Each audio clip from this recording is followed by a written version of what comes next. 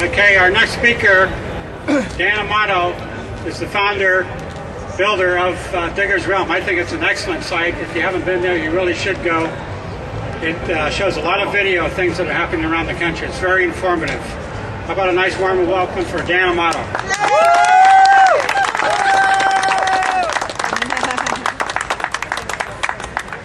Thank you.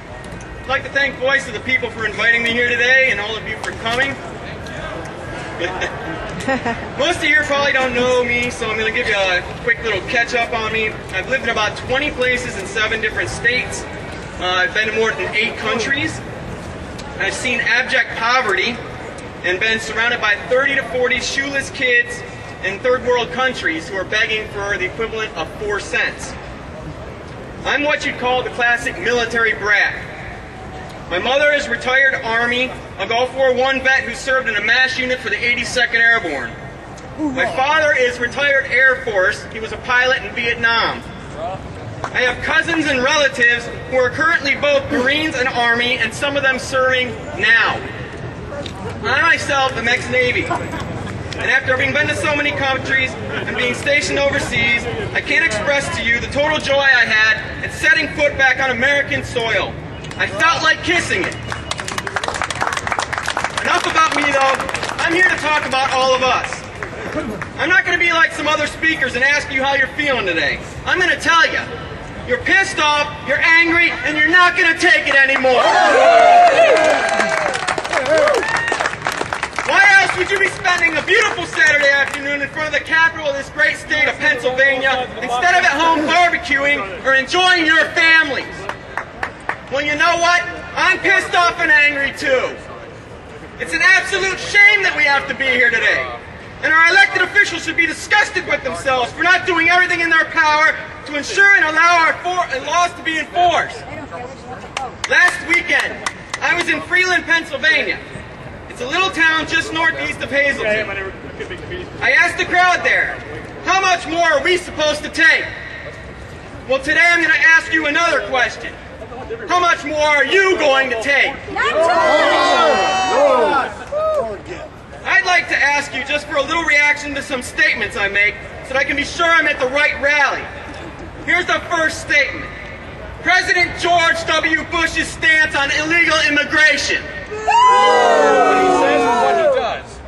Senator Arlen Specter's stance on illegal immigration. Lou Dobbs' stance on illegal immigration. Hazleton Mayor Lou Barletta's stance on immigration. Okay, now that I'm sure I'm in the right place, for the past 4 to 5 years I've been covering illegal immigration on my website, diggersrealm.com. Just about every day I've been covering illegal immigration. I've been appalled as I report on story after story of Americans being raped, murdered, and killed by vicious illegal alien thugs in our streets and behind the vehicles of cars. The wheels of vehicles, I'm sorry. I've watched as the government allowed illegal alien gangs to grow massive in this country. I've watched as town after town ignores the issue of illegal immigration and allow members to be assaulted in the community. Not only physically, but financially in the form of wasted tax dollars and wages being driven down. I've watched as people who are illegally in this country give us the finger, curse at us, march through our streets with their flags, stomp on our flag, and assault senior citizens who are simply calling for our laws to be enforced at rallies. As I've watched all of this, I have asked myself the question, how much more are you going to take? No! How much more are Americans going to take? It's over! I was at a rally in front of the Mexican consulate in Philadelphia for Border Patrol agents Ramos and Campion a few weeks ago. I stood there with a poster board around my neck showing pictures of Border Patrol agents Ramos, Campion, Gary Brugman, Noe Ailman, and Deputy Gilmer Hernandez. And as I shouted on the bullhorn for all U.S. citizens to take action against this great injustice, call their president, senators, and congressmen to demand attention, do you know what happened? This little old man comes up to me and says, why are you doing this? You're not going to change anything. Who do you think you are? You're wasting your time. My response to this gentleman was, well, who else is going to stand up for these guys? Who's going to stand up against injustices against our law enforcement agents by this arrogant and incompetent government? I don't know about you, but I'm not going to stand on the sidelines and watch this happen. Well, as I look at it, all of you today, I realize that I am not alone. How many of you out there are with me on demanding action for these law enforcement agents? That's right. We the people demand that you free these law enforcement agents. They are also our fellow citizens. We demand it now. Amen. It's time for citizens to take action. As far as who we face, here's a quote from a story I covered in Maywood, California, from a Save Our State Immigration Enforcement rally that was just 1 year ago today. A couple days ago. It wasn't 1 year ago today. The setup by the police was such that the enforcement protesters were actually forced to walk through illegal alien thugs in order to get to their location. Sanctuary city. Here is a quote from someone who witnessed the events that day. The walking wounded started to show up, and what it was illustrating was disgusting. When SOSers were walking to the barricaded area from any direction, they were being harassed and attacked by the locals. Illegal aliens and their supporters were saving their physical abuse specifically for the elderly, the infirm, and the females. And another quote from another person. The first person I saw with blood trickling down his right arm and a story of being attacked to tell was my good friend from Redondo Beach, Newt the Minuteman. This is a rather fit retired gentleman who's approximately 70 years old. Apparently these scumbags ran after him and he took refuge in an auto parts store until the police gave him an escort. He was lacerated in 2 separate places on his body. And another quote regarding a woman protester, if you haven't gotten the point of what we're facing already. I learned that she had been hit over the head, shoved to the ground, grabbed and punched at, and she was understandably really upset and distraught. She complained repeatedly that the police just stood by from a near distance. Now Maywood, California, for those of you who don't know, is 96% Latino. The population there is 28,000, but even city officials admit that if illegal aliens were counted, the true population of Maywood, California would be 45,000, so nearly double. This is what you would call the classic example of a sanctuary city, to the point where law enforcement does not even protect American citizens who enter that city. So these thugs are bad, right? But we Americans also are being assaulted on other fronts just for calling for the laws to be enforced. This by another form of thug. These thugs come in the form of activist judges like James Munley, who decided that the town of Hazleton, Pennsylvania should not be allowed to defend itself. Thugs like Bank of America, who advertise and give credit cards to illegal aliens. Thugs like Wells Fargo, who give mortgages to illegal aliens and now complaining about subprime mortgage crisis because those they've given aren't paying. These are corporate and government thugs who are against America and the American people. Right. That's right. Now, I moved to California for about 9 years before I moved back to the East Coast a few years ago. Out in California, the American citizens are taking action.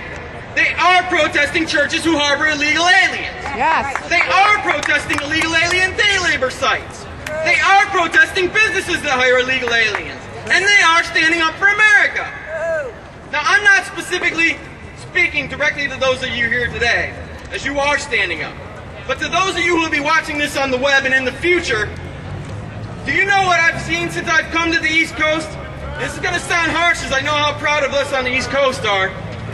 I've seen a bunch of fragmented groups who can't seem to get their act together. That's right. Protests that only consisted of 5 people. That's right, 5 measly people. A lot of talk and very little action. Now I'm asking all of you to change that today. I'm asking you to get involved and start taking to the streets. Signing petitions and writing and calling your Congress members is fine, but apparently that is not enough. We've been doing it for years and nothing is being done. It looks like it's going to take Americans on the street to show that we want action.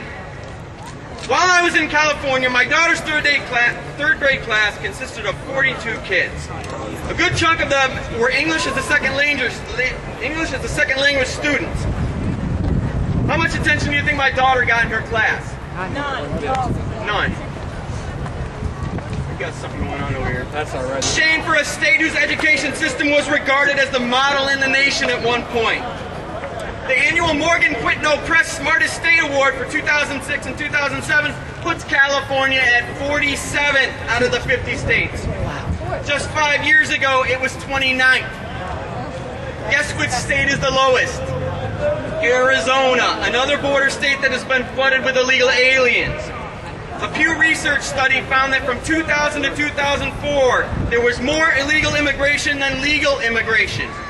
Pew demographer Jeffrey S. Passel said he believes this was the first time in the nation's history that new illegal arrivals outnumbered new legal immigrants. Do you think this might have had something to do with declining education in California? Absolutely. An Institute of Medicine report last year found that once every minute an ambulance carrying a sick patient is turned away from a full emergency room. And also that specialists have begun avoiding emergency room duty because many uninsured patients can't pay. They concluded that there have been no catastrophic failures, so the public hasn't noticed that the system is at the breaking point. This, as illegal aliens are using emergency rooms if they get a cough, a sneeze, or a simple headache, and then paying nothing for their care. This, as illegal alien women cross the border and head straight for the emergency room to give birth at no cost so that they can have an American baby and qualify for more services. Boo! Services that are paid for by you, the taxpayer. I don't have health insurance. Are you going to sit back and wait like much of California did?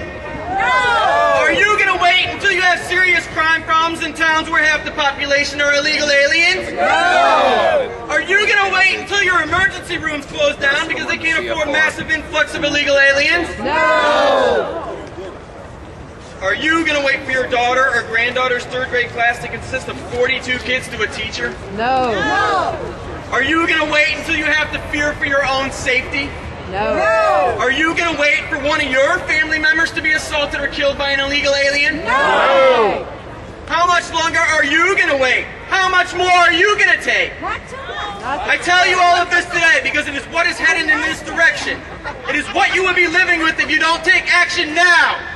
Is this what you want for your community? Is this what you want for your America? No! We are in the right on this issue, and don't ever let anyone tell you otherwise. In closing, I tell you this. The East Coast has been asleep while the other half of our country has been assaulted. As Americans, we must stand together now and force our government to protect us. Not only with written words or through phone calls, but by physically taking a stand. I hope that you all join in protesting day labor sites, politicians' offices, businesses that hire illegal aliens, and churches that harbor them. No to amnesty, no to sanctuary cities, and no to the continued injustice we are being forced to accept. Thank you for your time.